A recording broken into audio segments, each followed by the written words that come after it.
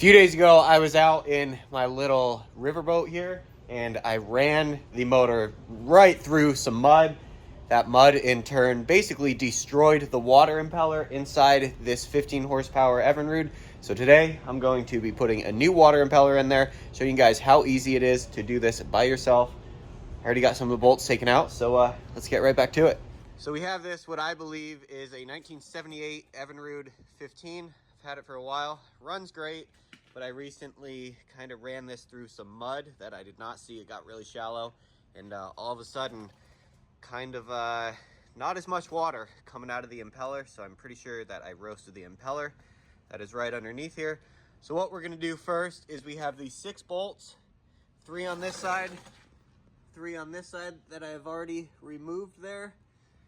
That is a 3/8 socket to get those out. So we're gonna get these 3 out, drop the lower unit down, and go from there.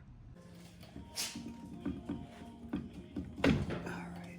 So there you can see, I was just kind of pushing down and wiggling on the lower unit, guys. And I think what that seal is for the impeller itself. You know, it's pumping water up. It's got some rubber seals on it. So those were still tight there. All right, guys. So let's see if we can get in here. But that is the bolt that we were going for. You can kind of see it's connected to that shaft that runs all the way through there. Remove that, and you're gonna have to remove that pretty much completely out, guys. Be careful not to drop it down in there. It's not the biggest deal. If you do drop it, you are able to get it out, but just try not to drop that down into the case. There we go. Bring the drive shafts out with it, and you can see there it's kind of able to hold everything. And I do have that completely out of the threads.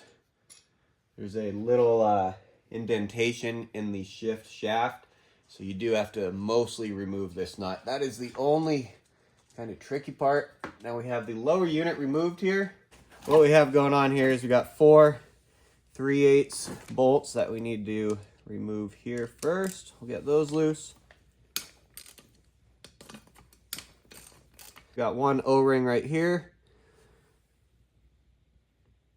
That slides off, can be discarded. There's another O-ring right on top here, but we're gonna remove that with this whole housing. You can see how the drive shaft started to lift up right there. We don't want that, so I'm gonna push down on the drive shaft while sliding this impeller up. Okay, so you can see the housing slid off right there. Hold the drive shaft down, get rid of the housing. This is the actual water impeller right here. There's going to be a key on the bottom half of this. And let's see, there it is. So this one is just a small little roll key, it looks like. I believe the new one, yeah, it comes with the same thing. So small little pin to tie the impeller to the drive shaft there. That finally slides right off. We're also going to be replacing the lower plate of the water impeller. First step in the rebuild is to put our new plate back on in the same exact direction. The second thing we're going to do is we're going to try to get the new impeller on. This is the old one. We'll just use this for example. It's kind of hard to get this lined up with the shaft and that key and inside the new housing all at the same time. So what I like to do is put the impeller in the housing first and try to line everything up and slide everything down as a unit. So let's get that kind of made up here. When you put this in, you got to bend these fins so they're bent in, you know, a rotation to where when this is back right side up, that impeller inside of there is spinning in a clockwise rotation underneath there. So when you put this in, you want to turn it to the left and kind of turn and push at the same time, and you'll kind of get it all the way down in there.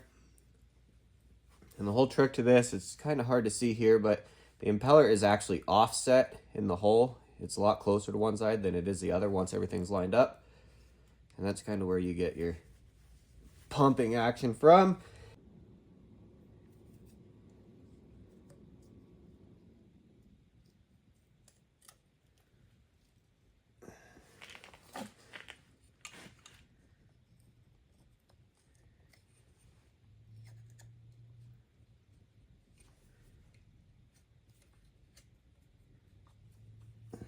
All right, guys, so we got the key in. It fought me a little bit, but we were able to get it in. And the kit comes with all new hardware. This old housing, if this is the original housing, you'll notice that we have some different size spacers here. The new one is not like that, so it does come with all new hardware.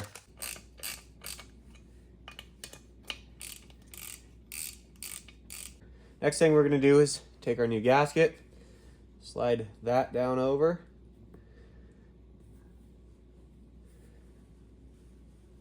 And this is sort of a press fit into our housing here.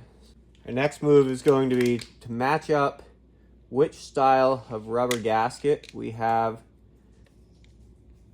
in the back of this this old housing here. And I'm not even going to pull that out. I can just tell which one it is.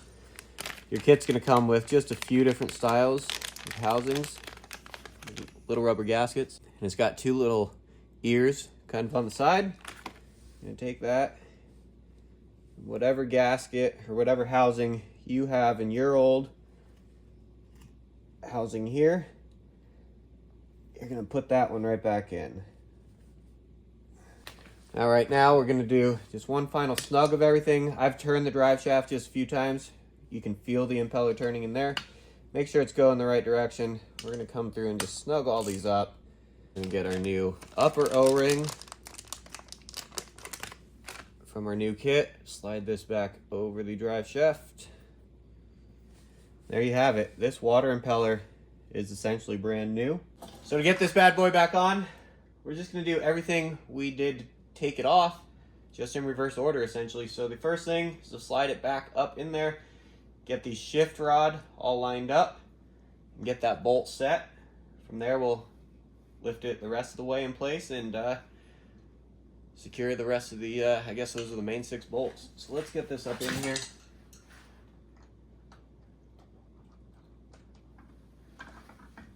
And as you do this, guys, you're going to want to, 1, feel the drive shaft set, and 2, feel the water impeller set as well. There's a tube. If you look up in here when you're going to install this, there's a tube that goes into that last rubber gasket that we set in the water impeller. You got to get that lined up, basically. Sometimes it can be kind of a pain. Sometimes you get it first try. Okay, shift rod is reconnected. And that'll kind of hold your engine here, guys. It's not the best thing to do, but it definitely helps you. And now what we're going to work on next is trying to get everything lined up as far as the drive shaft and the water pump. What I'm going to do here is try to spin the prop a little bit. See if we can't get this drive shaft lined up. Just like that. You can kind of feel it lock in there. You can feel that rubber gasket pushing back against you. Grab a bolt and just start threading it in there so we can get this thing held up and get the rest of these bolts in. I think I forgot to mention that the impeller housing bolts, those are 7/16. The new ones are 7/16 as well. So that's nice. So your 7/16 and 3/8, the only sockets that you're going to need. Flathead screwdriver probably to get that linkage nut off of there. That seemed to work easier for me. If you had a nut driver, that'd be great, but flathead worked just fine. So that is how you do the water impeller, guys, on these littler outboards. Hopefully this video helped you, showed you that it's really not that hard to do, and consider subscribing down below. We'll catch you in the next one.